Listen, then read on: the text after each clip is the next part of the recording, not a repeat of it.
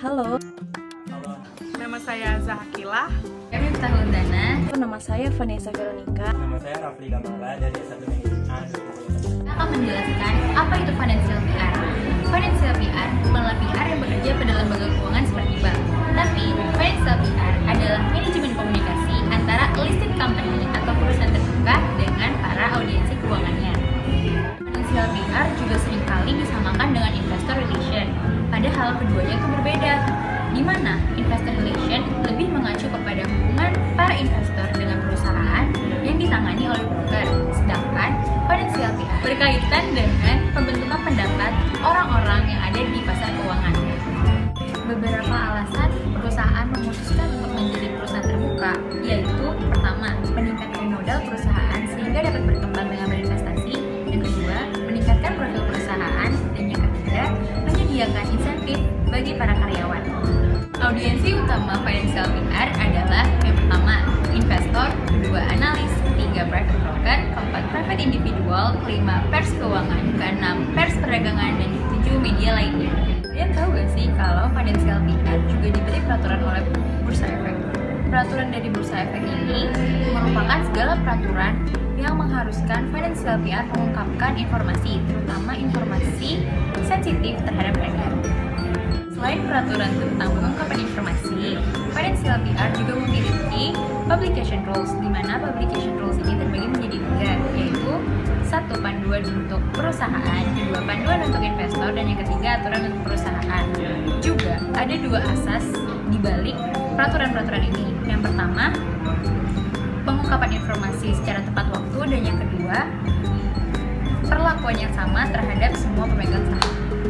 Regulatory News Service di dalam Bursa Efek adalah kantor pengumuman perusahaan yang beroperasi layanan wire, RNS, atau layanan berita resmi.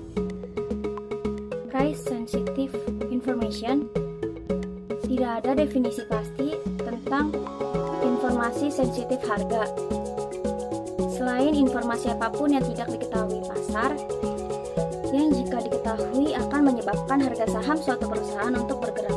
Bursa Efek menghasilkan dua publikasi pada topik ini. Pertama itu pedoman penyebaran informasi harga sensitif dan panduan kewajiban berkelanjutan. Lalu brokers responsibility. Semua informasi yang akan dirilis harus diperiksa oleh broker perusahaan karena merupakan tanggung jawab mereka untuk memastikan perusahaan mematuhi peraturan pasar. Tujuan public relation keuangan. Tujuan utamanya adalah untuk memastikan bahwa harga saham perusahaan secara memadai, mencerminkan nilainya, dan membantu likuiditas dalam sahamnya. Ini dilakukan dengan menciptakan dan memelihara kesadaran serta pemahaman tentang perusahaan dalam pasar keuangan dan mencapai tujuannya dengan mendorong minat dan komentar pihak ketiga yang menguntungkan.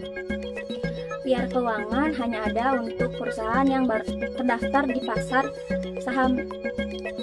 Selain itu, perusahaan juga harus memiliki likuiditas dalam sahamnya, yaitu saham yang cukup diperdagangkan untuk menciptakan pasar. Selanjutnya, apa yang akan dikomunikasikan oleh PR finansial? Pasar keuangan menilai perusahaan berdasarkan kinerja dan potensi pertumbuhan keuangannya. Nah, financial PR ini dapat membantu untuk mengkomunikasikan hal ini melalui peningkatan kesadaran akan aktivitas dan strategi bisnis perusahaan, termasuk mengelola ekspektasi pasar keuangan terhadap perusahaan. Lalu, kapan hal itu dikomunikasikan? Waktu yang tercatat dalam kalender finansial atau kalender keuangan adalah saat-saat perusahaan wajib terbuka mengungkapkan kinerja perusahaannya dan hal itu secara hukum. Pengumuman ini juga menyediakan platform untuk membangun hubungan yang kuat dengan halayak keuangan.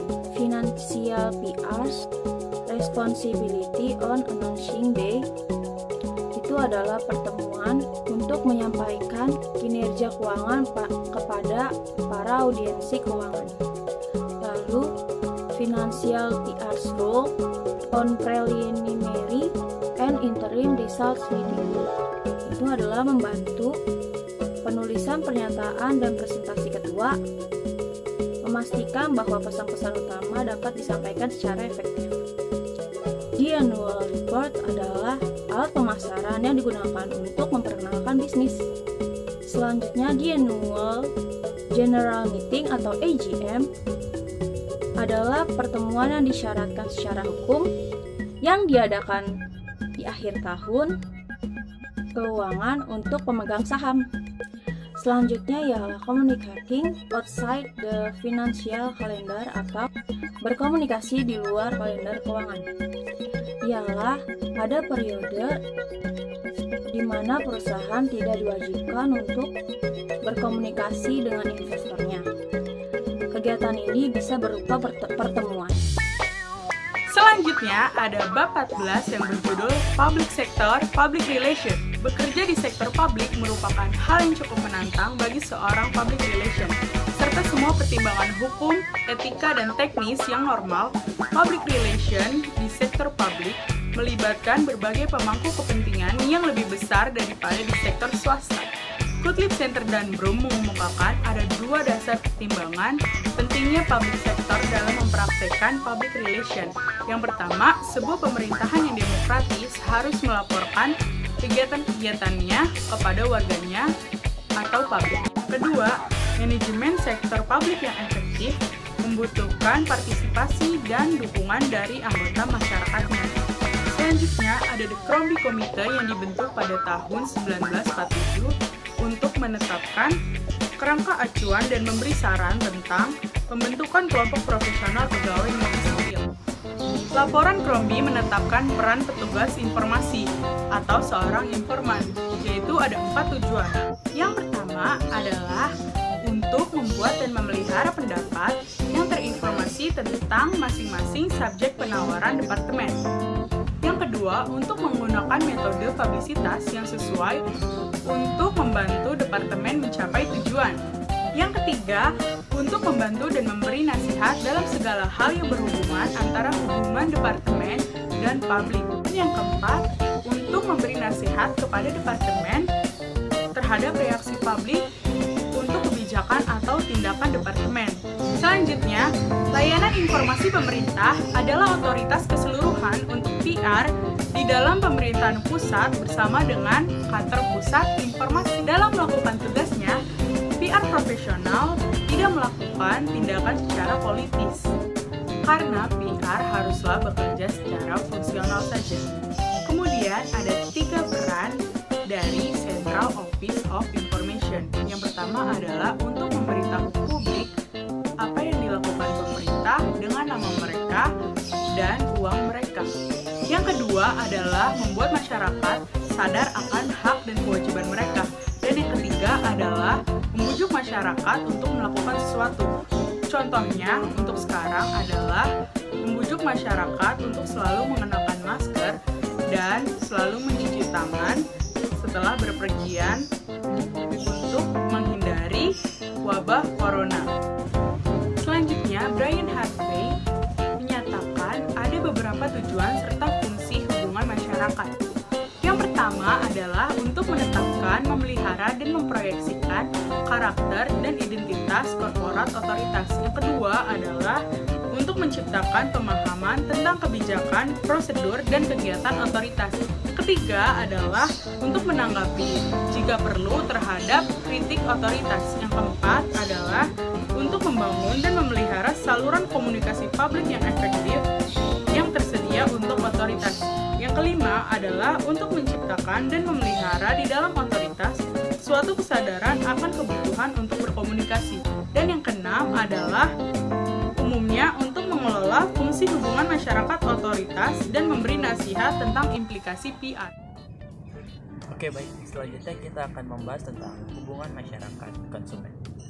Sebenarnya seberapa penting sih konsumen bagi hubungan masyarakat? Atau malah konsumen penting banget buat hubungan masyarakat?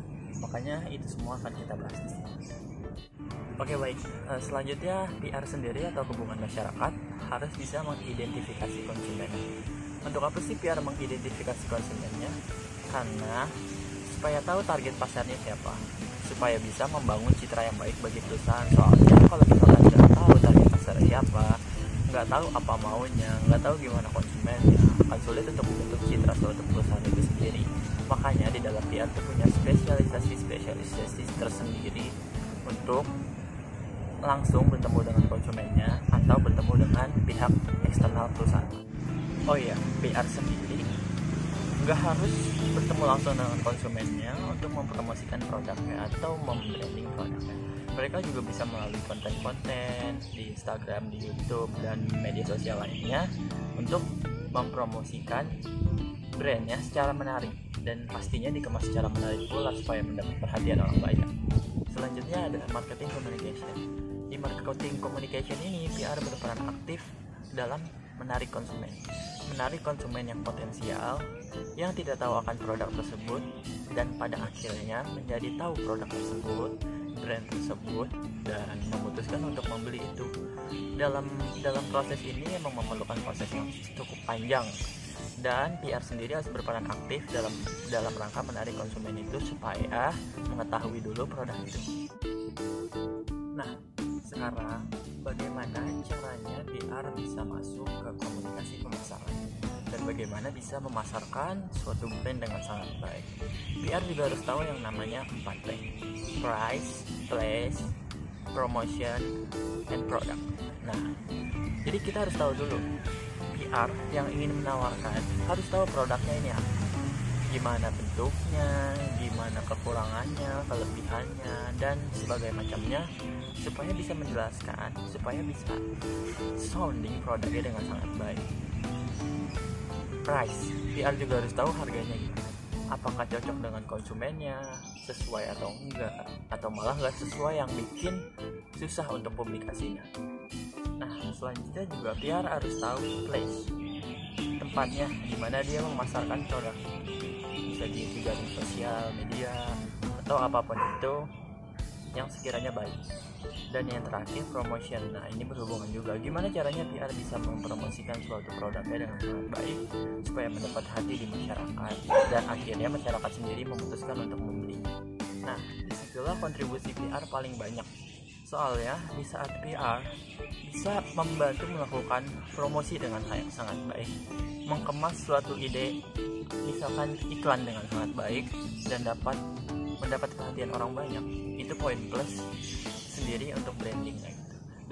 Dengan promosi yang baik, mungkin kalau sekarang kita bisa sebutnya viral gitu ya. Dengan brand itu viral, maka akan lebih banyak peminatnya, dan mendapatkan pasarnya itu bisa cara cepat. Nah, selanjutnya hubungan PR dengan keputusan pembelian masyarakat. Keputusan pembelian masyarakat ini penting untuk diketahui oleh PR, terutama saat dia mau sounding atau mau mengkampanyekan suatu brand, supaya nggak salah langkah. Banyak brand-brand yang melakukan sounding tapi nggak tepat dan nggak sesuai dengan keinginan atau keputusan membeli konsumen, yang mana akhirnya brand tersebut redup atau mati lah, atau bahkan bisa bangkrut. Nah, makanya keputusan pembelian ini penting untuk diketahui oleh PR supaya sesuai sasaran. Selanjutnya, PR juga harus sering-sering membuat ide-ide aneh dalam iklannya supaya mendapat perhatian orang banyak, supaya mendapat perhatian dari konsumen. Contohnya yang pernah dilakukan oleh Bukalapak yang membuat iklan Sumpah Pemuda tanggal 29 Oktober. Kita tahu bahwa Sumpah Pemuda itu tanggal 28 Oktober, karena makanya dari situ Bukalapak itu mendapat protes yang sangat besar di PR. Dan ternyata itu adalah bagian dari iklannya Bukalapak, yang mana public relation-nya mengklarifikasi dengan dikemas secara sedemikian rupa bahwa pada akhirnya masyarakat tahu kalau itu adalah cuma iklan yang dibuat oleh Bukalapak, dan akhirnya mendapat perhatian dari publik banyak tentang iklan tersebut. Ya, menjaga konsumen. Maksudnya apa sih menjaga konsumen? Tugas PR itu bukan hanya untuk branding di awal, tapi seterusnya sampai menjaga konsumen itu agar tetap loyal ke perusahaan tersebut. Maksudnya apa? Di awal PR melakukan branding, mempromosikan produknya dengan sangat baik, dikemas dengan sedemikian rupa supaya konsumen tertarik. Di tahap kedua, konsumen memutuskan untuk membeli produk tersebut dan bahkan rutin membeli produk tersebut. Cuma pada satu titik mungkin ada konsumen yang membeli produk tersebut mendapat tawaran baru dari pesaingnya. Nah, di sini tugasnya PR untuk tetap menjaga agar konsumen tersebut loyal kepada perusahaan tersebut dan tetap membeli brand tersebut. Gimana caranya? Mungkin bisa kiriman remind dengan iklan-iklan atau hal semacam itu supaya konsumen semakin tahu dan semakin mengetahui lagi tentang kebaikan produk tersebut dan poin plus yang didapat jika konsumen tersebut membeli brand atau produk. Dan yang terakhir, kampanye perusahaan. Nah, di sini fungsi PR juga sama seperti sebelum-sebelumnya untuk melakukan komunikasi ke pihak eksternal, supaya pihak eksternal mengetahui tentang adanya produk tersebut dan brand tersebut. Kampanye ini bisa dikemas dengan berbagai macam, contohnya tadi iklan, atau mungkin ada seminar-seminar, event-event lain yang mana tujuannya tetap satu, untuk pihak eksternal atau konsumen mengetahui tentang produknya dan pada akhirnya memutuskan untuk membeli. Penjelasan dari Kelompok kami